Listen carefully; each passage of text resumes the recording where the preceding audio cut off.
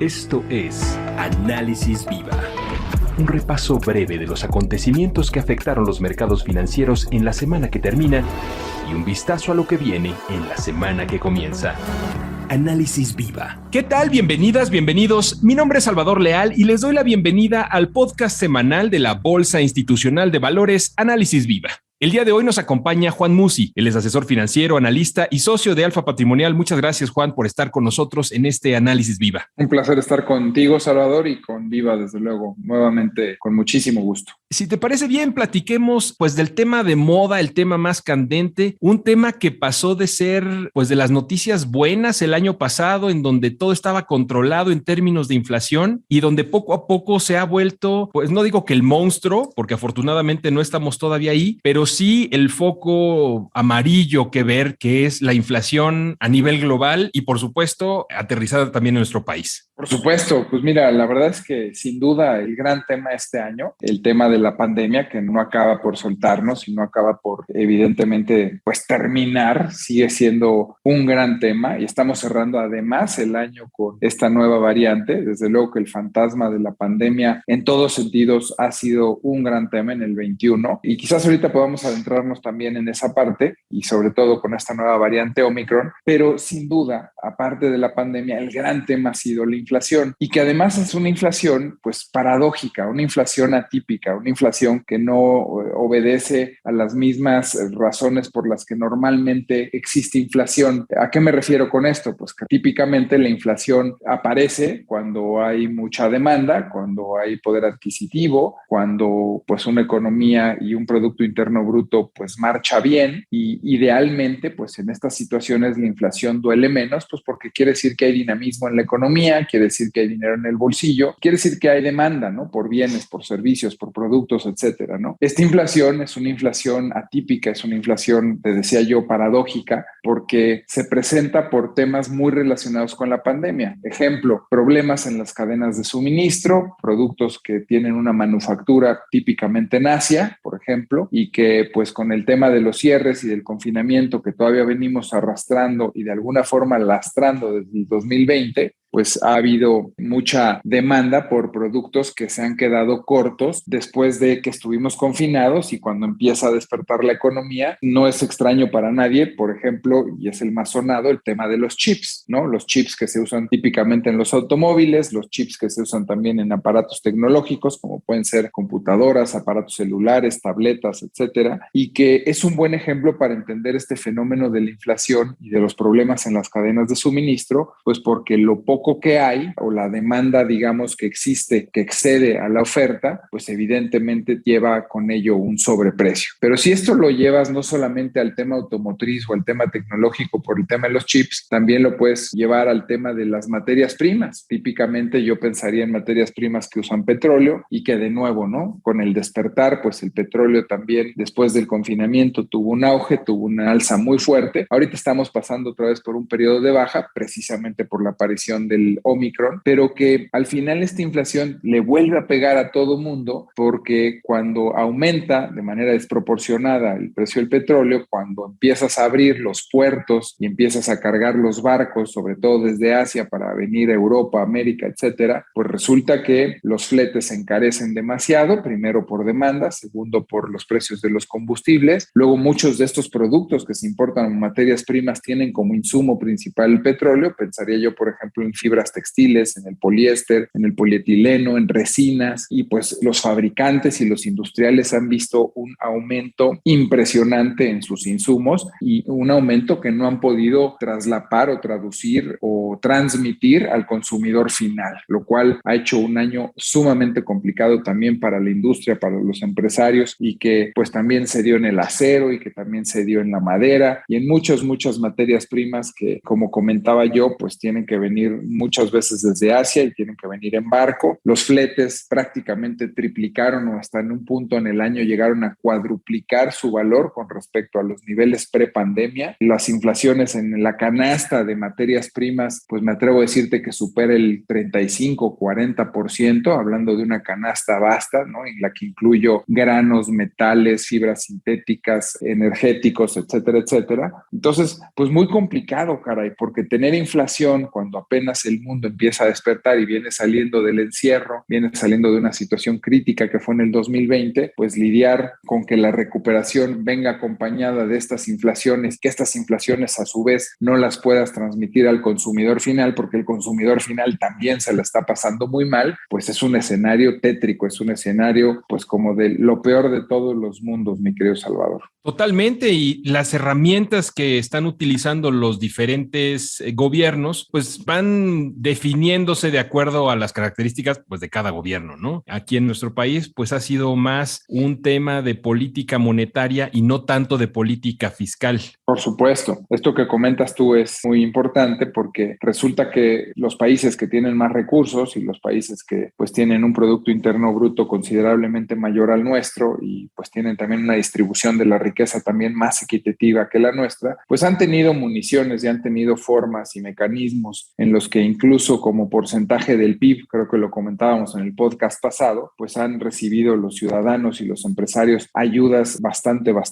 buenas, bastante bien aceptadas por la población y pues que en muchos casos ha evitado tragedias, quiebras, cierres, etcétera, ¿no? En el caso de México, tristemente, por el tema de que la política fiscal, somos un país en el que la base tributaria, es decir, la base de contribuyentes es muy escasa, somos muy pocos los que pagamos impuestos, es mucho mayor la economía informal que la formal, pues el gobierno no tuvo recursos para destinar como ayudas a la pandemia. Y nos podríamos meter un debate eterno aquí porque pues sí ha tenido recursos, por ejemplo, para el establecimiento de programas sociales, pues que entre otras cosas tienen muy bien posicionado al gobierno y muy bien posicionado al presidente con altos niveles de popularidad. Pero si tú mides como porcentaje del PIB cuántos recursos fueron a ayudar o a contrarrestar los efectos negativos de la pandemia, pues en el caso de México podrías decir cero. En el caso de Europa en general hubo países que hasta el 30% del Producto Interno Bruto, fíjate qué importante, se destinó a este tipo de ayudas. En el caso de Estados Unidos también fue mayor al 20%. Y también esto ha provocado en el mundo, además de lo que ya explicaba yo con los problemas en las cadenas de suministro y los incrementos en los precios por el despertar económico, también este exceso de liquidez que en muchos países les ha permitido incluso seguir imprimiendo dinero, imprimiendo billetes, que por cierto la Fed, digamos que ya le empezó a bajar la velocidad a la maquinita de impresión de billetes, también ha generado una inflación impresionante. Déjame decirte qué absurdo mundo en el que vivimos, pero por ejemplo, no sé si ya les pasó a algunos de los que nos estén escuchando o a ti, Chava, vas a Estados Unidos y es irónico ver cómo las marcas de lujo en sus tiendas, en sus almacenes, en los centros comerciales, incluso hay filas de gente que con las ayudas de COVID va a adquirir cosas que no son de primera necesidad. Pues esto también genera inflación, ¿no? Este exceso de liquidez, esta comodidad que también existe en muchos países de primer mundo por los grandes beneficios que tienen los desempleados y que te hacen caer en una zona de confort en la que no estás motivado ni necesitado para salir a buscar empleo, también ha sido inflacionario, ¿no? Es por eso que ahora todos estos países que han generado un exceso de liquidez, que han abusado de la máquina que hace dinero, pues han empezado ya a implementar duras medidas para contrarrestar los efectos de la inflación, empezando por bajar los programas de recompra de bonos, empezando por bajarle a la velocidad, insisto, a la máquina que imprime dinero.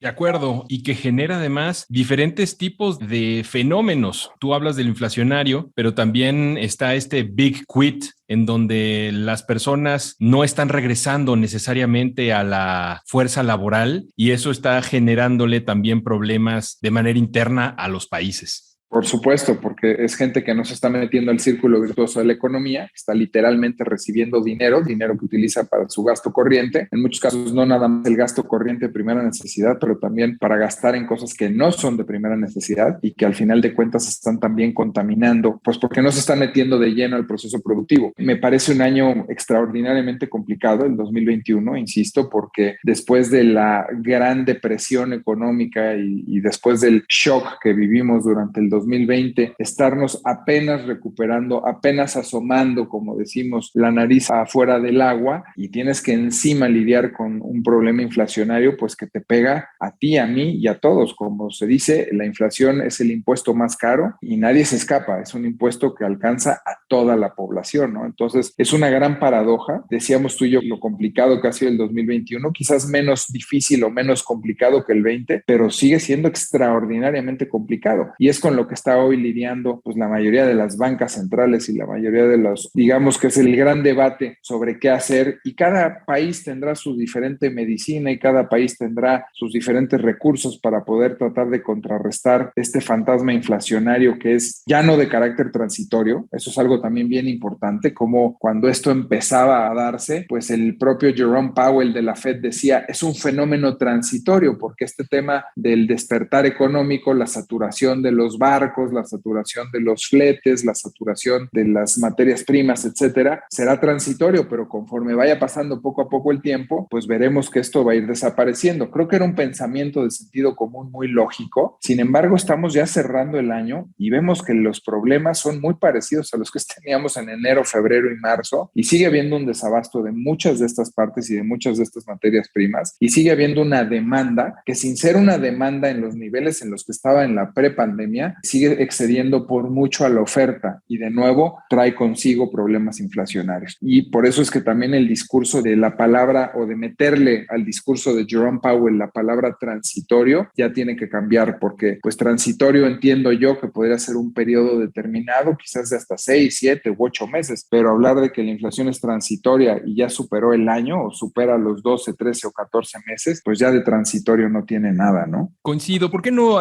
platicamos un poquito más justamente acerca del papel que han tenido los bancos centrales? Los que más cercanos tenemos, obviamente, pues son Banxico y la Fed, pero también a lo mejor otros ejemplos que tú conozcas y en donde ellos estén tratando de lidiar o de resolver el problema de la inflación. Sí, pues mira, la verdad es que al final de cuentas ha sido básicamente la Fed, el Banco Central de Japón, el Banco Central Europeo y el Banco Central de Inglaterra, que son los 4 bancos que, por cierto, más liquidez han generado, más dinero han impreso en los últimos años, como comentábamos también en mucha medida post-crisis hipotecaria 2008-2009, luego también durante la pandemia, post-pandemia. Estos creo que son 5 bancos centrales que te enumeré, no han movido aún su tasa de referencia. Podríamos decir que este primer mundo, que estos países que son los países industrializados, digamos, siguen sin modificar aún su política monetaria. La tasa de referencia prácticamente en todos los casos está pegada a cero. En algunos casos no solo está pegada a cero, sino que es negativa. Claramente es el caso de Japón, por ejemplo. Y por ahí no ha habido un actuar concreto, que es como que la medicina más, digamos, popular, o la medicina a la que más acuden las bancas centrales, que es vía el aumento en la tasa de referencia, ya sea aumento o decremento, según corresponda a la circunstancia, ¿no? Pero fuera de estos, digamos, bancos centrales de primer mundo, de países industrializados, pues hemos visto que prácticamente todo el mundo ha empezado ya a actuar precisamente con la medicina esta que te comentaba, que es aumentar la tasa de interés. Y ahí básicamente lo que estamos viendo, pues es bancos centrales que han llevado su tasa de niveles muy bajos, quizás como era el caso en México, niveles de 3%, incluso por debajo de 3%, pues prácticamente hoy ya todos han tenido 4, 5 o 6 aumentos. En el caso de México, los aumentos han sido de 25 puntos base, es decir, un cuarto de punto, pero en el caso de, por ejemplo, Brasil, ha habido incrementos y ya repetidos, no solamente una vez, chaval, de 100 puntos base, es decir, de un punto. O sea, la tasa de referencia, por ejemplo, en Brasil, se estima este año pueda terminar en 8.75, seguramente en el 2022 llegará a 2 dígitos. Evidentemente, la inflación en Brasil prácticamente está en el 9%, y de ahí que pues esta tasa de referencia, la tasa Selic, esté ya pegándole también al 9%. Y en el caso de México, por utilizar también otro ejemplo, pues la inflación podría, si bien terminar arriba del 7%, quizás en un rango entre el 7 y el 7.2, y pues vemos como Banco de México pues ya tiene la tasa de referencia en 5.25, ¿no? Y seguramente podríamos ver otro aumento más, porque hay que recordar que este diciembre va a haber incrementos. Y discúlpame, la tasa de referencia actualmente está en 5% y espero que el año termine en 5.25, es decir, que haya un incremento más por lo menos de 25 puntos base. La Fed es diferente porque, además de ser prácticamente el Banco Central de Estados Unidos y del mundo, quien dicta la política monetaria mundial, la Fed tiene 2 mandatos, el del control de la inflación y el de promover el crecimiento económico, a diferencia del Banco de México, que es únicamente un mandato único de buscar controlar controlar a la inflación. La Fed no ha visto aumentos en su tasa de referencia, esa sigue estando en el rango de 0 a 0.25, pero sí ya ha empezado a disminuir su recompra de dólares mensualmente por 15 billones de dólares, es decir, 15,000 millones de dólares, ¿no? Entonces, actuando también con otra medicina, pero ya empieza a ver. Y la otra que te decía, y que por eso está el tipo de cambio donde está y por eso vamos a cerrar el año con un tipo de cambio mayor al que la mayoría esperábamos, pues hoy una Fed ya más preocupada porque la inflación ya no es transitoria, ya es un fenómeno que llegó para quedarse más tiempo, y por otro lado, a una Fed que todo el año traía un discurso de que las tasas no aumentarían hasta el 2023 y cada vez es más probable que por ahí de mayo o junio del 2022 veamos el primer aumento en la tasa de referencia norteamericana. Esto cambia completamente todo, incluso te diría yo hasta las proyecciones de crecimiento del mundo. Bueno, hay un tema que no puedo dejar de comentarles y que tiene que ver de nuevo con el Banco Central. Como todos sabemos, Alejandro Díaz de León termina su gestión al frente del Banco Central, termina su trabajo que considero ha sido bastante bueno como gobernador del banco, y pues sabemos, y ha sido muy sonado, sobre todo últimamente, y ha sido una noticia que ha pegado fuerte en el ánimo, te diría yo, ahorita sobre todo local. Habrá que ver qué tanto vaya pegando en el ánimo global de los inversionistas, que de por sí ya están deprimidos y no están muy entusiasmados a invertir en México y no nos están viendo con buenos ojos por miles de razones que también ya hemos comentado, pero pues que han más que atraído a la inversión, la han ahuyentado. Pues está este tema en el que me parece también una ironía, una paradoja, que en este momento tan complicado, en el que tiene tanto chiste, en el que tiene tanta relevancia el tener al frente de un banco y de un organismo central a alguien pues con toda la experiencia, no quiero dudar de la, digamos que capacidad o preparación del relevo, no quiero que para nada se interprete en ese sentido, pero sí en el sentido de la falta de experiencia que en un momento dado podría tener el relevo. No llega Herrera, llega la señora Victoria, y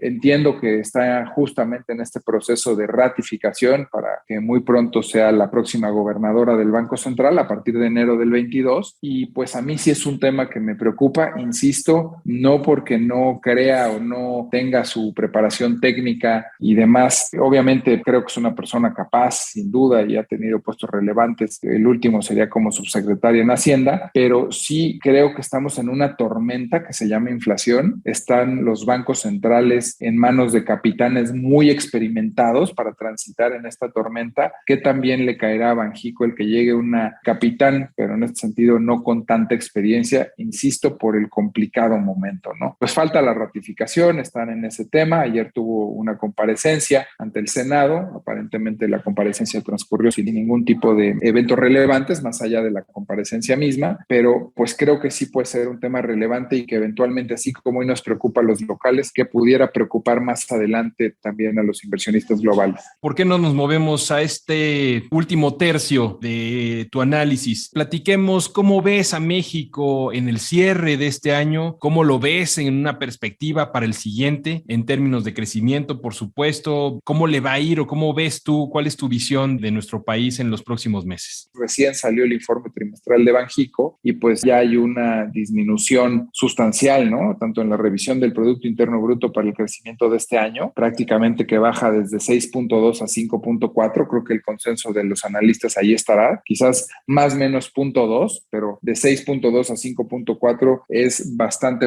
significativo. Creo que evidentemente no es una grata noticia. También se corrige el estimado de crecimiento para el año entrante y que evidentemente pues que no entremos en esta dinámica en la que cada trimestre empecemos a ver correcciones hacia la baja, ¿no? Pero estamos viendo que el año entrante podríamos crecer a niveles de 3.2% más o menos. Seguimos viendo una preocupación, como te decía, en torno a la inflación. Seguimos viendo un tono, como se le llama, hawkish, refiriendo a la palabra halcón, en donde viene un entorno complicado, no un entorno dovish, haciendo alusión a la paloma. Evidentemente, creo que también el tema de la revisión del PIB pues te lleva a tener más riesgos estructurales, porque si creces menos, también recaudas menos, y con esto debería de venir, pues obviamente, un empeoramiento en los números de recaudación y por lo tanto en las finanzas públicas. Y creo también pues que la visión hacia adelante es de que el Banco Central va a seguir actuando, va a seguir subiendo la tasa de interés. Creo que por lo menos se ven 5 movimientos de alza en el 2022, insisto, por lo menos, pensando en que fuera de 1/4 de punto cada movimiento, pues estamos hablando de que la tasa de referencia que este año terminara en 5.25 5.25 o en 5.50, se podría ir a 6.50, 6.75 o incluso hasta 7%. Dependerá mucho cómo venga la inflación en el 2022 y también dependerá mucho de cuándo empieza a subir tasas la Fed, como te comentaba, que ya el discurso cambió y no lo pospone el 23, sino que va a ser en el 22 cuando aumente tasas la Fed. Y bueno, pues también la proyección de cierre de tipo de cambio, evidentemente para finales de 2021, que todos traíamos una perspectiva positiva en torno a 20.10, 20.30, que cerrara en ese rango. Se antoja complicado estas alturas que pudiera cerrar por debajo de 21 pesos por dólar. Creo que será más o menos a nivel de cierre. Si lograra volver o regresar hacia el 20.50, pues quizás será porque vengan noticias muy positivas o no tan negativas con esta variable Omicron y que pudiera incluso darle una pausita al tipo de cambio, ¿no? Y la proyección para el 2022, que también muchos la tenían en 21.50, 21.40, pues ya la están mandando cercana a los 22 pesos por dólar, siendo concretos más o menos a 21.80. Entonces, pues increíble ver cómo esto se modifica. Ojo, podría también tener una modificación para bien, insisto, si vinieran buenas noticias, sobre todo con esta nueva amenaza de esta nueva cepa. Pero bueno, pues el 2023, volviendo a lo que decíamos tú y yo, Chava, muy al principio, 2022 se antoja menos malo que el 21, pero sin duda creo que va a seguir siendo un año bien complicado. Coincido contigo, habrá que primero estar muy atento a todas las señales económicas que tenemos semana a semana gracias a este análisis Viva y pues seguir hacia adelante, no queda de otra, mi estimado Juan. Así es, me dio mucho gusto como siempre estar con ustedes y bueno, pues sin duda brevemente estaremos juntos otra vez en el 2022 analizando cómo empieza el año y pues todo esto que hoy son preguntas y que son dudas, a ver cómo van tomando forma, pues sin duda en el primer trimestre del año entrante. Él es Juan Musi, asesor financiero, analista y socio de Alfa Patrimonial. Y a ustedes muchas gracias también por escucharnos. Si el episodio fue de su agrado, los invitamos a dejar una reseña, un like en cualquiera de las plataformas desde la que nos escuchen o compartirlo a sus contactos y amigos. La producción de este podcast estuvo a cargo de Rogelio Unzueta. Agradecemos a nuestro ingeniero en audio, Héctor García. Los acompañó Salvador Leal. Y esto es Análisis Viva. Hasta la próxima. Análisis Viva. Suscríbete a nuestro podcast y visita nuestro sitio web www.viva.mx para que obtengas la información más completa de los mercados en México. Análisis Viva es una producción de la Bolsa Institucional de Valores.